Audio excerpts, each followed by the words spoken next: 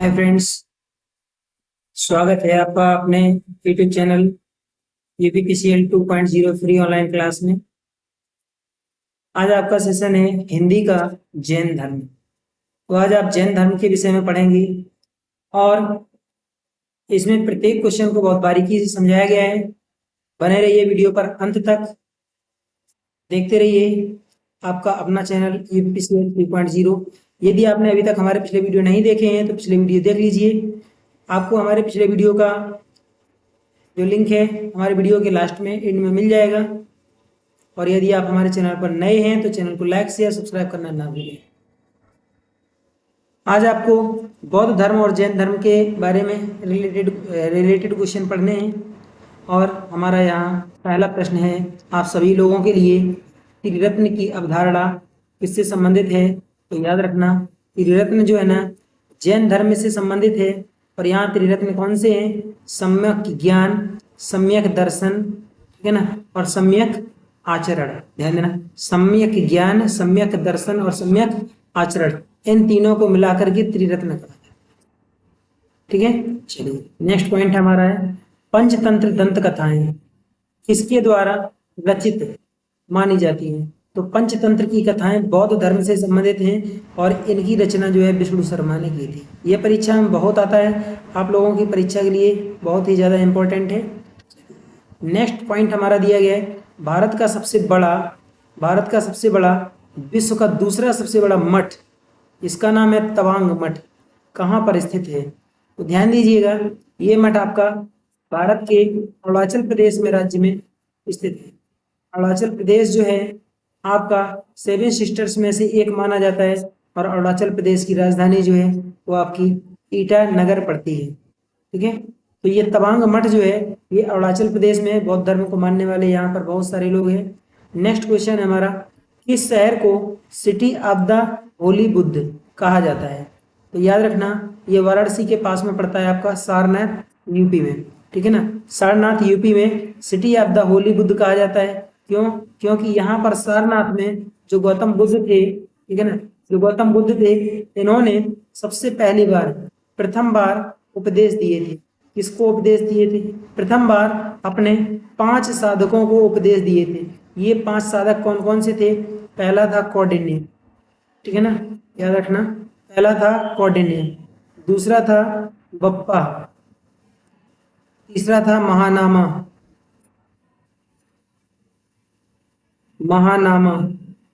चौथा था भादिया और 5वां था अस्सागी। इन 5 साधकों को गौतम बुद्ध ने सबसे पहली बार उपदेश दिए थे और जिस स्थान पर उपदेश दिए थे उस स्थान को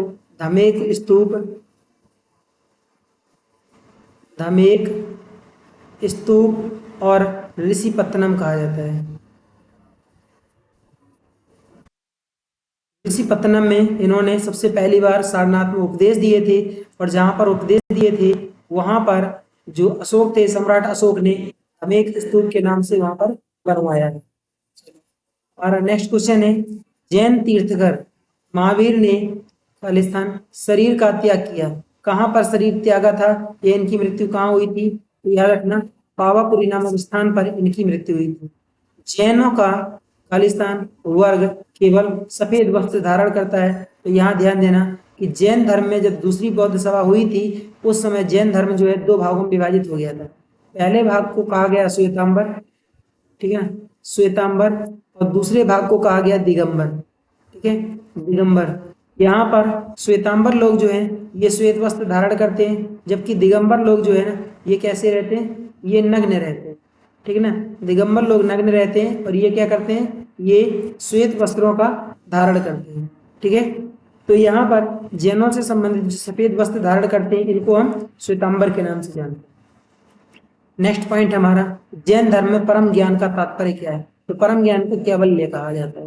नेक्स्ट पॉइंट हमारा प्रथम जैन सभा कहाँ पर आयोजित की गई? तो पाटलिपुत्र में पहली जैन सभा आयोजित की गई थी। और किसके शासनकाल में? जो चंद्रगुप्त मौर्य थे ना, चंद्रगुप्त मौर्य के शासनकाल में पहली बौद्ध सभा का आयोजन किया गया था? ध्यान रखना, पहली बौद्ध सभा का आयोजन चंद्रगुप्त मौर्य के शासनकाल में हुआ था। नेक्स्ट पॉइंट हमारा है, बुद्ध के मरणोपरांत हुए प्रथम बौद्ध सम्मेलन 483 ईसा पूर्व की अध्यक्षता किसने की थी? जो पहला बौद्ध सम्मेलन था, ये पहला बौद्ध सम्मेलन करवाने वाला व्यक्ति था बिंबिसार का लड़का अजातशत्रु। ध्यान रखना, ठीक है ना। अजातशत्रु ने सबसे पहली बौद्ध सभा का आयोजन करवाया था, कब? 483 ईसा पूर्व में, और इसकी अध्यक्षता करने वाले थे महाकश्यप। ठीक है। नेक्स्ट पॉइंट हमारा है, निर्वाण प्राप्ति के लिए बुद्ध ने का रास्ता चुना? अष्टांगिक मार्ग का रास्ता चुना था, अष्टांगिक मार्ग इन्होंने अपनाया था। तो अष्टांगिक मार्ग पूछा जाता है किससे संबंधित है? तो गौतम बुद्ध से संबंधित है।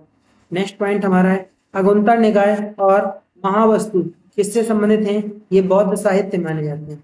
ठीक है। नेक्स्ट पॉइंट हमारा, विश्व का सबसे बड़ा बौद्ध मंदिर कहाँ है? याद रखना, मंदिर का नाम है बोरोबुदुर मंदिर, और ये कहाँ पड़ता है? जावा में, इंडोनेशिया में। ठीक है, इस पॉइंट को बहुत याद रखना, ये हमेशा पेपर में आए दिन हमेशा आता रहता है। नेक्स्ट क्वेश्चन हमारा, बौद्ध धर्म हीनयान तथा महायान दो स्पष्ट स्वतंत्र संप्रदायों में के समय विभाजित हुआ? तो ये चौथे बौद्ध संगीत के समय हीनयान और महायान दो भागों में विभाजित हो गया, और ये चौथा बौद्ध संगीत जो है ये आपका 72वीं ईस्वी में हुआ था।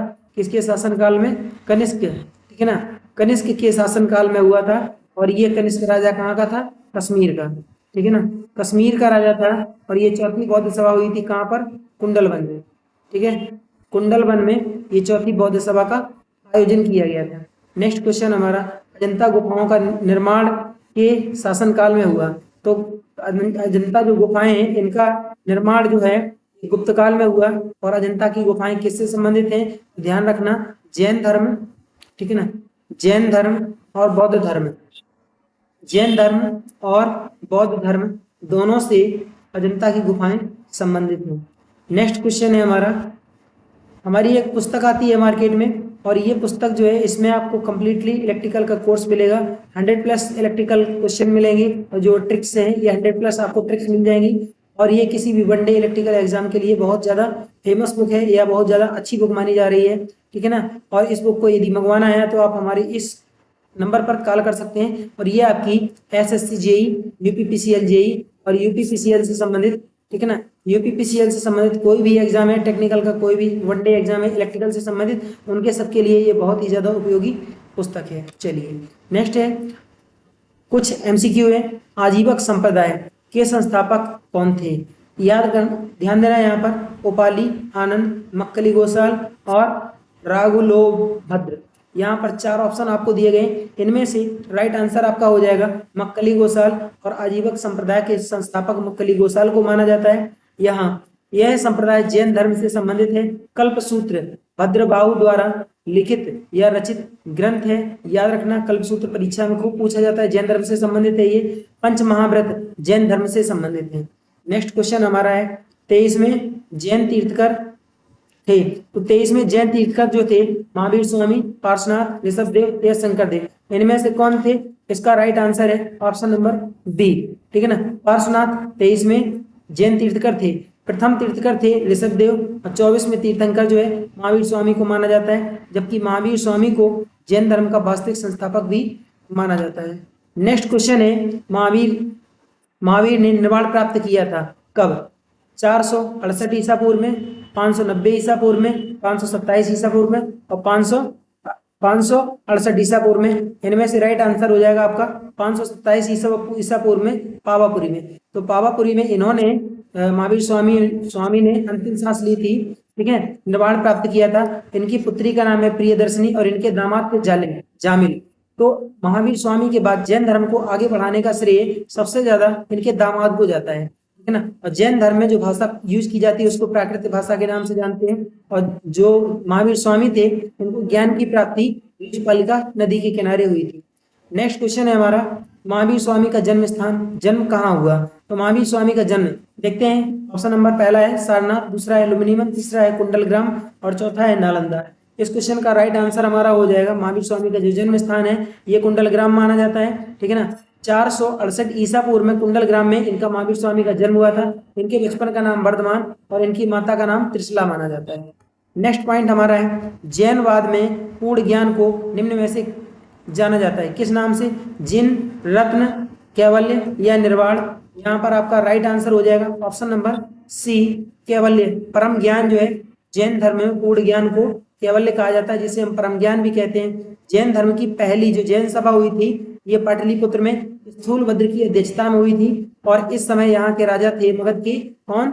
मगध के राजा इस समय थे चंद्रगुप्त मौर्य, और ये जैन सभा 300 ईसा पूर्व में की गई थी। जबकि दूसरी जैन सभा का आयोजन वल्लभी नामक स्थान पर गुजरात में हुई थी, और देवार्दी क्षमाश्रमण इनकी अध्यक्षता में ये सभा आयोजित की गई थी। कब? 512 ईस्वी में। महावीर ने जो अपना प्रथम उपदेश है ये राजगृह में दिया था। जबकि संलेखना जो होती है ये भूख के कारण, यदि कोई व्यक्ति जो जैन धर्म में है वो भूख के कारण यदि मर जाता है उसको हम संलेखना कहते हैं। संलेखना करने वाला जो राजा था ये कौन था? चंद्रगुप्त मौर्य। चंद्रगुप्त मौर्य ने अपने अंतिम दिनों में उपवास व्रत रखा था, जिसके कारण इनकी मृत्यु हुई थी। और इनकी मृत्यु कहाँ पर हुई थी? इनकी मृत्यु हुई थी श्रवण बेलगोला में। श्रवण बेलगोला में चंद्रगुप्त मौर्य की मृत्यु हुई थी। ये कहाँ पड़ता है? ये कर्नाटक में पड़ता है, ठीक है ना। श्रवण बेलगोला नामक स्थान कर्नाटक में पड़ता है। चलिए नेक्स्ट क्वेश्चन है क्वेश्चन नंबर 6। महावीर स्वामी और बुद्ध दोनों ने किसके शासनकाल में उपदेश दिए? तो यहाँ ऑप्शन है आपके अजातशत्रु, बिंबिसार, नंदिवर्धन और उदय। इसका राइट आंसर हो जाएगा आपका बिंबिसार, ऑप्शन नंबर बी। ध्यान रखना जो बिंबिसार है, बिंबिसार के पुत्र का नाम अजातशत्रु था, ये इसका पुत्र था। और अजातशत्रु ने ही बिंबिसार को मौत के घाट उतारा था, इसने मार दिया था, ठीक है ना। बिंबिसार जो था ये हर्यक वंश का, किसका?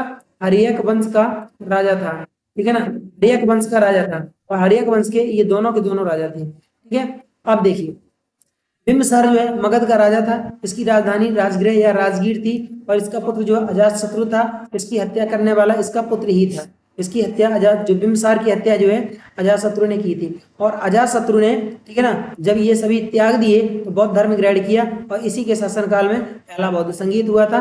कब? 483 BC, मतलब 483 ईसा पूर्व में, और इसी के अजातशत्रु के ही शासनकाल में गौतम बुद्ध की मृत्यु हुई। चलिए नेक्स्ट क्वेश्चन है हमारा, निम्नलिखित में से बौद्ध धर्म एवं जैन धर्म पर्याय है? किसका पर्याय है? अहिंसा का, हिंसा का, रत्न का, त्रिरत्न लिखा है, और इसके बाद सत्य का। इसका आंसर हो जाएगा आपका ऑप्शन नंबर ए। जो बौद्ध धर्म और जैन धर्म दोनों हैं ये अहिंसा के पर्याय माने जाते हैं, ठीक है ना। चलिए नेक्स्ट है हमारा क्वेश्चन, क्वेश्चन नंबर 8। प्राचीन काल में किस जनपद की राजधानी उज्जैन थी? अवंती, कोसल, कौशाम्बी या राजगीर? आपका नेक्स्ट इसका आंसर जो हो जाएगा आपका अवंती हो जाएगा। जो अवंती महाजनपद था इसकी राजधानी उज्जैन मानी जाती है, जबकि यहाँ पर कौशल की राजधानी श्रावस्ती, वत्स की राजधानी कौशाम्बी, और मगध की राजधानी जो है ये राजगीर या राजगृह। 16 महाजनपदों का जो पूर्ण विवरण है ये कहाँ पर मिलता है? अगुंतर निकाय, बौद्ध धर्म के अगुंतर निकाय ग्रंथ में, या फिर जैन धर्म के आजीवक संप्रदाय में जो 16 महाजनपद है इसका डिटेल मिलता है। नेक्स्ट क्वेश्चन हमारा है, निम्नलिखित में से कौन भारत नहीं आया? मेगास्थनीज, कोलंबस, वास्को डिगामा या फाहियान? तो ध्यान देना यहाँ पर मेगास्थनीज भारत आया था, ठीक है ना। कोलंबस ने अमेरिका की खोज की थी, ये अमेरिका गया था, ठीक है ना, ये अमेरिका गया था। और इसके बाद वास्को डिगामा ने भारत की खोज की थी 1498 ईस्वी में, भारतीय जलमार्ग की खोज की थी 1498 ईस्वी में, ये आकर के चला गया। इसके बाद 1501 में आया, और इसके बाद ये 1503 में आया, ठीक है ना। ये 3 बार भारत आया था वास्को डिगामा। और फाहियान ये चीनी यात्री था, ये भी भारत आया था, ठीक है। तो जो मेगास्थनीज था ये भी आया था, इसकी पुस्तक का नाम इंडिका है, इसने पुस्तक लिखी है भारत के विषय में। और वास्को डिगामा ये भी भारत आया, फाहियान भी आया। कोलंबस जो था इसने अमेरिका की खोज की थी, कब? 1498 ही ईस्वी में कोलंबस ने अमेरिका की खोज की थी। तो ये कोलंबस भारत नहीं आया था, ये अमेरिका गया था। इसका ऑप्शन नंबर आपका हो जाएगा option number D. Next question और अंतिम प्रश्न हमारा है, निम्न में से अशोक का उत्तराधिकारी कौन था? कुणाल, बिंदुसार, राहुल या अजातशत्रु? इसका राइट आंसर है आपका कुणाल। बिंदुसार जो है अशोक का उत्तराधिकारी नहीं था, ये अशोक के पिता का नाम था। राहुल जो आपके गौतम बुद्ध हैं उनके पुत्र का नाम था। जबकि अजातशत्रु जो था, अजातशत्रु बिंबिसार के लड़के का नाम था, ये अशोक का उत्तराधिकारी नहीं था। आपका राइट आंसर हो जाएगा ऑप्शन नंबर ए, ठीक है। तो ये हमारे आज के प्रश्न थे। यदि हमारा वीडियो आपको अच्छा लगे तो वीडियो को लाइक शेयर सब्सक्राइब करना ना भूलें, ठीक है। आपको मेहनत करके वीडियो प्रदान किया जाता है। तो कृपया हमारी वीडियो को लाइक शेयर सब्सक्राइब जरूर किया करें, अपने मित्रों के शेयर किया करें, जिससे कि हमारा थोड़ा सा मोटिवेशन बना रहे। Thank you for watching. जय हिंद।